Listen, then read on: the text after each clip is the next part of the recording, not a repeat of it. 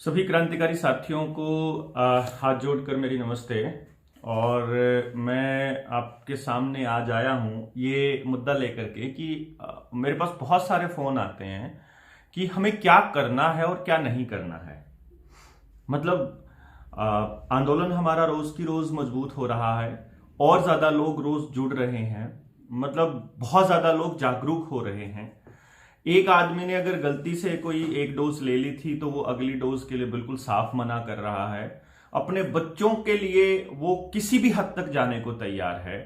और सरकार को इस बात का पता है, सीआईडी के पास इस बात की जानकारी है, इसीलिए बच्चों के लिए अभी इस कोई डोज नहीं आई है। और ये एक अच्छा पहलू है हमारे जागने का। लेकिन दूसरे देशों के अंदर कुछ जगह पर माँ बाप से पूछे बिना स्कूल वालों ने बच्चों को ठोक दिए और उनके एडवर्स इफेक्ट भी हुए। बहुत सारे बच्चों को अपनी जान से हाथ भी धोना पड़ा।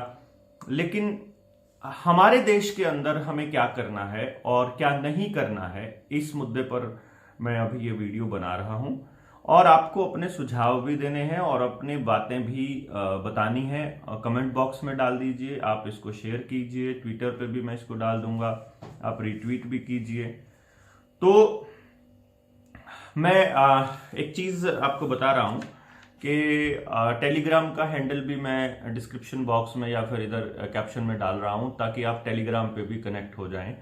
इंडिया अगेंस्ट प्लैंडेमिक करके मेरा चैनल है उस पे सॉरी टेलीग्राम पे, जिसके अंदर और डिटेल में डाल सकते हैं। वहां पर कुछ शब्दों, वहां पर किसी भी चीज की कोई दिक्कत नहीं है, तो आप पूरी बात वहां समझ सकते हैं। तो सबसे पहली बात यह है कि बच्चों को बचाने के लिए सबसे पहले जन जागृति का होना बड़ा जरूरी है। और उसके लिए आपको अपना विरोध दर्ज कराना सबसे महत्वपूर्ण और सबसे पहला कदम है। देखिए, विरोध अगर आप सोशल मीडिया पे दर्ज कराते हो या मीडिया में अगर आप दर्ज कराते हो, वो विरोध दर्ज नहीं माना जाता है। सरकारों के पास लिखित में जब तक आपकी शिकायत नहीं होगी तब तक आपके विरोध को दर्ज नहीं माना जाएगा। तो एक तो आपको अपनी शिकायत, आपको कोई भी साइड इफेक्ट हुआ है पहली डोज लेने के बाद या दूसरी डोज लेने के बाद, चाहे 4 महीने बाद हुआ हो, चाहे 6 महीने बाद हुआ हो, आप वहां जाकर के अपनी एप्लीकेशन जरूर दें कि मैंने इतनी तारीख को पहली डोज या दूसरी डोज ली थी और इसके बाद से मुझे लगातार ये हो रहा था और अब ये हालत आ गई है। आप उनको ये बता सकते हो कि पहले ही दिन से मुझे ये तकलीफ हो रही थी। जैसे किसी को सांस की तकलीफ शुरू हो जाती है, किसी को बुखार खत्म नहीं होता है। बहुत से दोस्त हैं मेरे, जो बहुत से जानकार भी हैं, जिनको बुखार उस तब से लेके आज तक टूटा ही नहीं है, जिनका जुकाम अब तक नहीं गया है। तो जिनको अब तक प्रॉब्लम नहीं होती थी, उनकी प्रॉब्लम बहुत ज्यादा हो गई है। और ऐसा नहीं है कि प्रॉब्लम ज्यादा ही हुई है, बहुत सारे लोगों का नजला, मतलब 1-2 लोगों का नजला, मतलब मैंने अभी तक इतने सालों में, इतने महीनों में 2 आदमी मिले हैं मुझे जो ये कह रहे हैं कि हमारे किसी जानकार का नजला ठीक हो गया। मेरे डायरेक्टली मुझे नहीं मिला कोई कि मेरा हुआ है, उनका कोई जानकार था। और हो सकता है कि वो जानबूझ के प्रोपेगेंडिस्ट हो, लेकिन मेरी समझ में मेरे से डायरेक्टली अभी तक कोई नहीं मिला है। लेकिन डायरेक्टली ऐसे बहुत सारे लोग मिले हैं जिनको साइड इफेक्ट हुए हैं। और साइड इफेक्ट एक भी आदमी को नहीं होना चाहिए था। भाई देखो, फायदा किसी को हो कि ना हो, लेकिन नुकसान किसी को नहीं होना चाहिए, ये हमारी डिमांड थी। लेकिन क्योंकि बहुत ज्यादा नुकसान हो रहे हैं और यही कारण है कि हम लोगों को लगातार बोलते रहना पड़ेगा। अब आपको अपने पीएचसी में जहां आपने टीका लगवाया था वहां पे, या जहां भी आपका नजदीक में कोई और केंद्र बना हुआ है जहां ये लोग आपको डोज दे रहे हैं, तो वहां जाकर के अपना विरोध दर्ज वहां कीजिए। वहां पे लिख करके दे आइए। आप 2 लोग हैं तो 2 दे आइए, आप 4 लोग हैं तो 4 दे आइए, आप 10 लोग हैं तो 10 दे आइए, आप अकेले हैं तो अकेले दे आइए। क्योंकि वेलफेयर स्टेट के अंदर अकेले आदमी की बात भी सुनी जाती है और वो सुनी जानी चाहिए। तो आप वहां पर दे आइए। हमें नहीं चाहिए ये, हम आगे से अपने बच्चों को नहीं लगाने देंगे, ये भी लिख करके दे आइए वहां पर अस्पताल में या जहां भी उन्होंने एक सेंटर बना रखा है वहीं पर। और दे करके उसकी कॉपी जो है वो आप उसकी कॉपी पे रिसीविंग ले लीजिए। और वही चिट्ठी, सेम चिट्ठी आप अपने स्टेट के एसीएस को भेज दीजिए, एडिशनल चीफ सेक्रेटरी को भेज दीजिए। वो मुख्यमंत्री का सीधा मुख्यमंत्री का जो कार्यालय है वो एडिशनल चीफ सेक्रेटरी के अंडर में होता है। तो जो एसीएस के पास चिट्ठी जाएगी, समझो सीएम के पास चली गई। और चीफ मिनिस्टर को और हेल्थ मिनिस्टर को भी भेजिए और उनके एसीएस को भी भेजिए। मतलब एसीएस को भेजना जरूरी है। मुख्यमंत्री को भेजी हुई, राष्ट्रपति को भेजी हुई चिट्ठी काउंट नहीं होगी, राज्यपाल को भेजी हुई नहीं काउंट होगी, लेकिन उनको भेजा हुआ ज्ञापन काउंट होगा। अगर आप किसी डीसी को या एसडीएम को ज्ञापन दे रहे हो, उनको कोई मेमोरेंडम दे रहे हो, तो ये आपको करना है कि आप अपनी वो चिट्ठी वहां भेजिए और उनको एसीएस को मेल कर दीजिए। साथ के साथ सेंटर की सरकार को, प्रधानमंत्री के पर्सनल प्रिंसिपल सेक्रेटरी को भी भेज दीजिए, पीएस को, और हेल्थ मिनिस्ट्री को भी भेज दीजिए। और हेल्थ मिनिस्ट्री के दफ्तर की भी आप ईमेल आईडी वहां से सर्च कीजिए, वहां से आपको गूगल से मिल जाएगी, और उसको वहां उस पर मेल कर दीजिए, सीसी कर दीजिए सीधा, और वो मेल जानी चाहिए आपकी तरफ से। अगर आपको साइड इफेक्ट हुआ है उसकी भी भेजिए, अगर आपने नहीं लेना है उसकी भी भेजिए। मैं आपको गारंटी से कहता हूं, क्योंकि हमारे देश के अंदर लगभग 7 लाख गांव हैं, तो 7-7.5 लाख गांव और शहरों से एक एक आदमी भी अगर भेजेगा तो भी हमारे पास एक बहुत बड़ा नंबर आ जाएगा। और दूसरी चीज मैं आपको बताऊं कि मेरी कोई भी वीडियो आपको अपने प्लेटफॉर्म पे लगाने से पहले मेरी किसी परमिशन की जरूरत नहीं है। आप सेम बातें भी रिपीट कर सकते हो, आप अपनी वीडियो बना के भेज सकते हो, सेम वीडियो को शेयर कर सकते हो, या इस वीडियो को डाउनलोड करके अपने चैनल पे लगा सकते हो, कोई दिक्कत नहीं है। मैं उसके अंदर कॉपीराइट क्लेम नहीं करूंगा, तो आप आराम से इसको भेजिए, जितने लोगों को भेज सकते हो।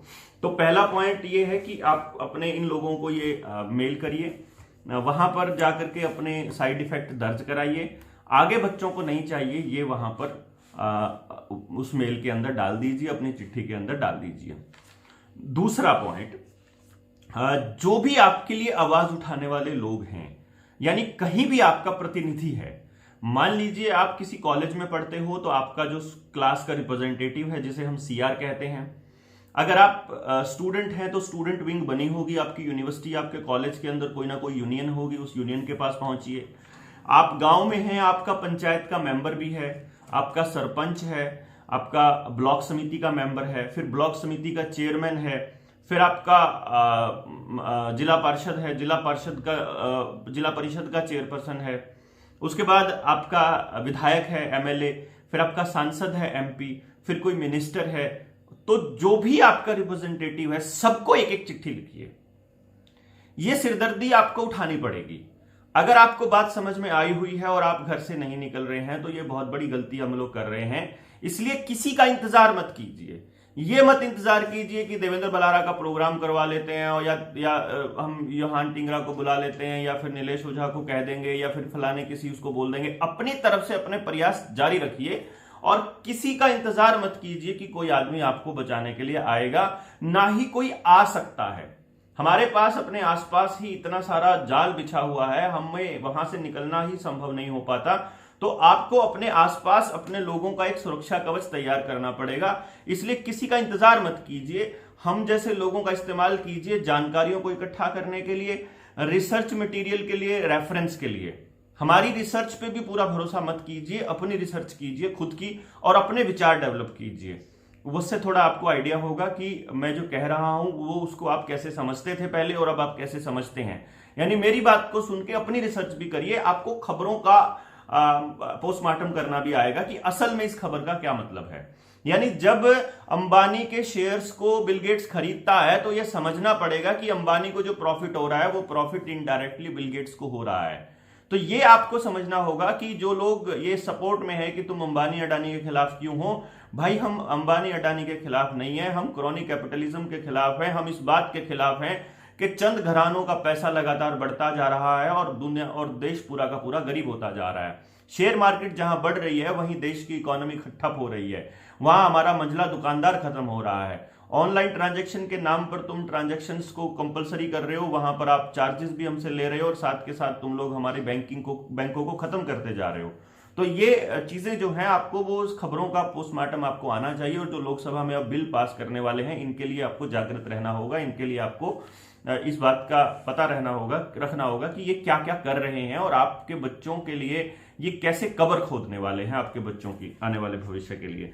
तो आपके जो ये रिप्रेजेंटेटिव्स थे, आप इन रिप्रेजेंटेटिव्स को भी अपनी एक एक डिमांड पत्र, अपना एक एक चिट्ठी, अपनी एक एक मांग पत्र वहां दे करके आइए।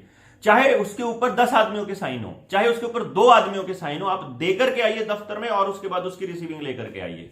ये चिट्ठी आपके पास होनी बहुत जरूरी है, कागज होना आपके पास बहुत जरूरी है, मेल का सबूत होना आपके पास बहुत जरूरी है कि हमने शिकायत दर्ज कराई थी। क्योंकि सरकार ये कह रही है कि लोग विरोध कर ही नहीं रहे हैं। सरकार ये कह रही है कि हमारे पास तो किसी का कोई साइड इफेक्ट का कोई डाटा ही नहीं है। सरकार ये कह रही है कि किसी को कोई नुकसान नहीं हुआ है।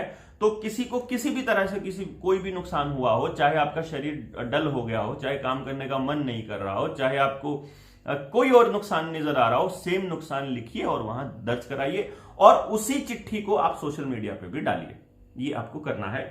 तीसरा काम आपको ये करना है कि अपने जो आपका रेजिडेंट वेलफेयर एसोसिएशन है RWA, जो आपकी मंडी एसोसिएशन है, जो आपकी मार्केट एसोसिएशन है, जो आपकी कोऑपरेटिव सोसाइटी में बैठे हुए हैं, या आपके कोई और एसोसिएशन बनी हुई है, जहां भी, चाहे आपका टैक्सी ड्राइवर्स की एसोसिएशन बनी हुई है, चाहे आपके रेडी पटरी वालों की एसोसिएशन बनी है, झाड़ू वालों की मतलब सफाई वालों की बनी हुई है, आपकी आंगनबाड़ी वर्कर्स की बनी है, आपके आशा वर्कर्स की बनी है, 4th क्लास की बनी है, आपके रोडवेज की बनी है, डाकखाने की बनी है, स्कूलों में टीचर्स की बनी है, और ऐसे करके जितने भी डिपार्टमेंट हैं उन सबकी जो यूनियंस बनी है, छोटे लेवल से लेकर बड़े लेवल तक जो भी यूनियन बनी है, अगर उस यूनियन के अंदर बीजेपी, RSS या NDA को समर्थन देने वाली किसी पार्टी का आदमी बैठा है तो उसको वहां से हटाने की मांग डाल दीजिए वहां लोकतांत्रिक तरीके से कि हमें यह आदमी नहीं चाहिए, क्योंकि ये सरकार के अंदर बैठी हुई पार्टी का समर्थन करता है, तो इसके वेस्टेड इंटरेस्ट हैं, यहां क्लैश जो कंफ्लिक्ट ऑफ इंटरेस्ट सामने आ रहा है, इसीलिए ये बंदा हम लोगों को नहीं चाहिए, ये सरकार के पास हमारी मांग नहीं रखेगा, ये जनता के लिए काम नहीं करेगा, ये सरकार के लिए काम करेगा। तो कोई भी मतलब मौजूदा सरकार को समर्थन देने वाला आदमी आपकी एसोसिएशन में नहीं होना चाहिए, ये बात आप रखिए, और उनके निकालने का, उनको खदेड़ने का, उनके पिछवाड़े पे लात मारने का इंतजाम करिए और उनको वहां से खदेड़िए, क्योंकि उन्हीं ने आपकी जिंदगी को बर्बाद किया है, वही आपकी मांग, आपकी बातों को आगे नहीं जाने देते, उन्हीं से पूछ करके लॉकडाउन लगाए गए थे, उन्हीं से पूछ करके ये ठोके जा रहे हैं आपको पहली डोज और दूसरी डोज, और वही लोग जिम्मेदार हैं कि आपकी आवाज सरकार तक नहीं पहुंच रही है। इसलिए ये बहुत जरूरी है कि इन एसोसिएशन में कोई भी है उसके खिलाफ आवाज उठाइए। इसके बाद मैं आपको बता रहा हूं कि नेक्स्ट पॉइंट है, अपने गांव में घूम करके या अपने शहर में या अपने आसपास, अपने मोहल्ले में, अपनी गली में कहीं भी घूमिए और जिन्होंने पहली डोज या दूसरी डोज ली है उनके साइड इफेक्ट्स नोट करिए और उनके नाम नोट करिए, उसको क्या साइड इफेक्ट है, कब उसको टीका लगा, वो नोट करके और फिर इस पूरे की पूरी डिटेल बनाइए। अगर वो दुनिया के सामने आना चाहते हैं तो उनकी वीडियो बनाइए, उनकी वीडियो बनाकर अपने प्लेटफॉर्म पे डालिए, मुझे भेजिए, मैं डाल दूंगा, जिसे भी हो लोगों तक उनकी बात पता लगनी चाहिए। उनकी लिस्ट तैयार कीजिए, फिर उनसे पूछिए क्या आप अगली डोज लेने वाले हो, क्योंकि जिन्होंने 2 डोज ले ली है वो ये सोच रहे हैं कि अब हमारे को डोज लेने की जरूरत नहीं पड़ेगी और अब हम परमानेंट इम्यून हो गए हैं, हमारे को इम्यूनिटी मिल गई है, जबकि असलियत यह है कि आपके लिए तीसरी डोज आ रही है। जिन्होंने एक भी नहीं ली हुई है उनको डंडा दिया जा रहा है कि उनके घर घर जाकर के पहली डोज देने की प्रेशराइज किया जा रहा है। तो किसी भी तरह से UHID बनाने का प्लान है, आप आधार कार्ड भी दे देंगे, जबरदस्ती बना देंगे वो आपकी। तो बहुत से लोगों ने लिया भी नहीं है, ये भी एक कारण है। तो आप सिर्फ इतना पता करिए कि उनसे पूछिए क्या आप वो लेने वाले हो अगली डोज, क्या आप अपने बच्चों को वो दिलाने वाले हो। अगर वो नहीं दिलाने वाले हैं तो उनको पूछिए कि कल को अगर हम रिप्रेजेंटेशन देने के लिए अपने DC के पास जाएंगे, SDM के पास जाएंगे या MLA के पास जाएंगे या कहीं पर हम प्रदर्शन रखेंगे, धरना रखेंगे, तो क्या आप आएंगे, क्या हम आपको मैसेज भेजें, क्या इससे संबंधित चीजें हम बताएं। पर्सनली कनेक्ट कीजिए, Facebook, WhatsApp group, Telegram group के भरोसे मत रहिए, उनके भरोसे आंदोलन नहीं होते हैं। अभी तक हमारे आंदोलनों का पीछे रहने का मतलब सिर्फ इतना, यही कारण है। मान लीजिए मैंने कहा कि मैं इस गांव में कर रहा हूं आंदोलन और मैं व्हाट्सएप ग्रुप में डाल देता हूं मेरे पास इतने आदमियों का ग्रुप है। अरे भैया, इतने आदमियों के ग्रुप का मतलब क्या है कि वो एक खबर के ऊपर गुस्से का निशान लगा देते हैं, फेसबुक चलाते हो, एक खबर पर हंस रहे होते हैं, तो वो उनका स्टेबल माइंड नहीं है। तो जो लोग असलियत में आना चाहते हैं रिप्रेजेंटेशन के लिए, उन लोगों को पता होगा कि कौन कौन लोग हैं, इसलिए उन लोगों की पहचान कीजिए कि वो कौन लोग हैं जो आना चाहते हैं, जो आपके साथ जुड़े रहना चाहते हैं, जो इस मुद्दे पर चाहते हैं कि आपको खबर देनी है, तो आप उस जो जानकारियां इकट्ठी हमें मिलती हैं वो जानकारियां उन तक पहुंचाएं। तो उन लोगों का नाम हमारे पास होना चाहिए, सीधा सीधा कॉन्टैक्ट नंबर होना चाहिए। 100 लोगों से मिलते हैं और अगर 100 लोगों में हमें एक आदमी मिलता है, यानी 1% अगर आप लोगों को जगा पा रहे हैं, तो ये बड़ी सक्सेस होती है। क्योंकि 99 लोग तो अगर आप बोल भी नहीं रहे हैं तो इसमें कोई बुराई नहीं है, वो लोग तो इंतजार कर रहे होते हैं कि कोई आगे आए और हम उसके पीछे पीछे चले। तो इसलिए आपको चिंता करने की जरूरत नहीं है। 100 में एक अगर जाग रहा है मतलब हम बहुत बड़ी सक्सेस रेट से चल रहे हैं, ये चिंता करने की जरूरत नहीं है। दूसरी बात, क्योंकि आपको समझ में आया हुआ है तो आपको आपका काम है बोलना, आपका काम है लोगों को समझाना। आप समझाते रहिए, सामने वाला समझता है नहीं समझता वो उसका काम है, तो आप अपना काम करते रहिए। आपने बीज डाल दिया है, वो बीज कब प्लांट बनेगा, कब बड़ा पेड़ बनेगा छोड़ दीजिए, लेकिन आपने बात बतानी जरूर है। आप बताते रहिए और एक आदमी के ऊपर ज्यादा समय खराब मत कीजिए, 10-20 लोगों के ऊपर भी ज्यादा समय खराब मत कीजिए। अगर वो समझने को तैयार हैं, देखिए आपके सवाल बताएंगे, जो सामने वाला बंदा बैठा है उसके सवाल बताएंगे कि उसके पास आपको टाइम लगाना है कि नहीं लगाना है। अगर उसके सवाल जानने के लिए हैं, आपसे कोई बात की जानकारी लेने के लिए हैं, तो उनके पास जितना टाइम हो सके लगाइए। अगर सवाल का जवाब नहीं मिल रहा है तो ढूंढ कर दे देंगे हम, ऐसा बताइए उनको, विश्वास में लीजिए कि हमें इस बात का फिलहाल नहीं मालूम है लेकिन हम बताएंगे, इसकी बात का जवाब आपको देंगे जरूर। अगर वो डिनाई कर रहे हैं पहले सिरे से और वो मान चुके हैं, मतलब ऐसे कुछ तो ऐसे गधे मिलेंगे आपको जो ये कहते हैं कि तुमने डोज नहीं लिया क्या, नहीं लिया, अरे तुम मोदी विरोधी हो क्या, अरे गोबर भाई तुम्हें मतलब ये किसने कहा है कि इसमें किसी का विरोध और किसी का सपोर्ट का कोई मतलब है। यहां हम आपके बच्चों की जिंदगी बचाने की भी बात कर रहे हैं, चाहे आप किसी भी पार्टी के हों। तो यहां मोदी विरोधी का कोई मतलब नहीं है, यहां मूर्खता विरोधी बात हो रही है। यहां पर हम ये बता रहे हैं कि राहुल गांधी की मां इसको शुरुआत करने वाली थी। यहां हम ये बता रहे हैं कि राहुल गांधी भी इतने जोर शोर से हम लोगों को ठुकवाने पे लगा पड़ा है, और अरविंद केजरीवाल भी ऐसे ही लगा पड़ा है, और हर स्टेट का मुख्यमंत्री ऐसे ही लगा पड़ा है, चाहे उद्धव ठाकरे हो, चाहे शिवसेना की सरकार हो, चाहे अशोक गहलोत राजस्थान में हो, चाहे हिमाचल के अंदर और हरियाणा के अंदर ये मतलब ये रंडवों की सरकार हो। तो यहां सबके साथ यही हो रहा है। तो कोई सरकार आपकी नहीं है, ये आपको समझना पड़ेगा। इसलिए ग्राउंड लेवल पर लोगों को समझाने की बात मैं कह रहा हूं और वहीं से डेटा इकट्ठा करने की बात कह रहा हूं, ताकि जब आप देखिए, अभी हम बात कर रहे हैं बहुत से लोगों को हुआ। अभी मैं बहुत जल्दी, मेरे एक मित्र हैं अपने दिल्ली में बैठे हैं, बहुत दिन हो गए, उन्होंने मुझे कहा था कि वेबसाइट उन्होंने ले ली है, वो मेरी मदद के लिए वेबसाइट तैयार करके दे रहे हैं। तो मैं बहुत जल्दी एक वेबसाइट तैयार कर दूंगा, तो फिर सबको मैं अलाउ कर दूंगा कि आप वहां वीडियो डाल सकते हैं। उसके बाद वो वीडियो वहां डल के एक जगह पर आ जाएगी, तो सबकी प्रॉब्लम्स वहीं पे ले लेंगे हम लोग। और हिम्मत बिल्कुल नहीं हारनी है। ये आप देखिए अपने, अगर आप लोगों के पास जाते हैं और उनको समझाते हैं और उनको समझ में नहीं आता है, तो आपको हिम्मत बिल्कुल नहीं हारनी है। हमारे यहाँ देखा देखी में होता है बहुत कुछ, हमारे यहाँ नहीं पूरी दुनिया में ही ऐसा होता है। पूरी दुनिया में विरोध हो रहे हैं। जिस प्रकार से डर कंटेजियस होता है, जिस प्रकार से डर भी संक्रमण से फैलता है, मतलब एक आदमी डरा हुआ है तो दूसरा भी डर जाता है, उसी प्रकार से साहस भी और आंदोलन भी संक्रमण करने वाला होता है। यही कारण है कि दुनिया भर की सरकारों ने अपने देशों के अंदर ऐसे कानून बनाए हैं कि उस देश का विरोध दूसरे देश को नजर ना आए, वहां की जनता को नजर ना आए, क्योंकि ये वैश्विक षड्यंत्र है, क्योंकि पूरी दुनिया के संसाधन काबू करने का खेल चल रहा है। इसीलिए पूरी दुनिया के अंदर विरोध चल रहे हैं, पूरी दुनिया में मैसिव प्रोटेस्ट हो रहे हैं। भारत में मैसिव प्रोटेस्ट सिर्फ इसलिए नहीं हो रहे हैं क्योंकि हम लोगों के अंदर क्रिटिकल एनालिसिस की आदत नहीं है। हमें स्कूल कॉलेज में चुपचाप टीचर को फॉलो करना सिखाया है। हमें हमारी पेरेंटिंग के अंदर चुपचाप पेरेंट्स को फॉलो करना, पेरेंट्स की बात को फॉलो करना सिखाया है। हमारे यहां सरकारों के खिलाफ सवाल पूछने को गलत करना बोलते हैं। जैसे कुछ लोग तो कल ही मैं अपने एक मित्र के पास बैठा हुआ था परसों, वो मुझसे पूछता है फिर सरकार क्यों करेगी ऐसा, मतलब उसको ये यकीन नहीं हो रहा कि सरकार आपके खिलाफ काम कर रही है।